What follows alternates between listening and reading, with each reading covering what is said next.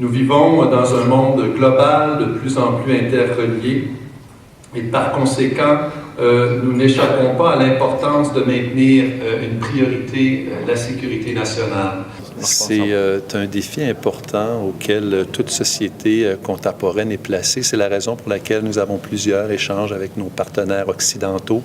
J'étais en France récemment et j'ai échangé avec le ministre de l'Intérieur, M. Cazeneuve, également mes vis-à-vis membres des pays du G6.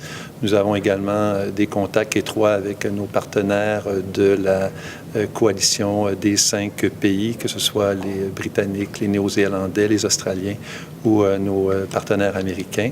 Et ce que nous cherchons à faire, c'est de faire en sorte que nous puissions donner les outils à nos forces de police pour qu'elles puissent notamment s'adapter à l'évolution des outils utilisés par les factions terroristes pour propager leurs valeurs extrémistes et radicales, notamment l'utilisation des réseaux sociaux et l'utilisation de tout ce qui touche à l'échange de données électroniques sur Internet.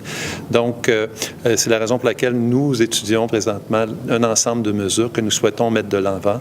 Nous avons déjà mis de l'avant la mesure, comme je l'ai évoqué, sur la protection des Canadiens contre le terrorisme, qui vise principalement les services canadiens de renseignement et de sécurité, notamment en matière de clarifier les autorités nécessaires pour protéger les témoins, permettre l'échange d'informations, toujours avec un seul objectif, traquer les voyageurs à haut risque et réduire en amont, à la source, les propagateurs de violence qui éventuellement servent de activer, que ce soit des groupes, des individus, à commettre des actes qui vont à l'encontre du code criminel, à l'encontre du droit canadien et qui, notamment, font l'objet d'accusations, comme on l'a vu ici, même cette semaine à Montréal.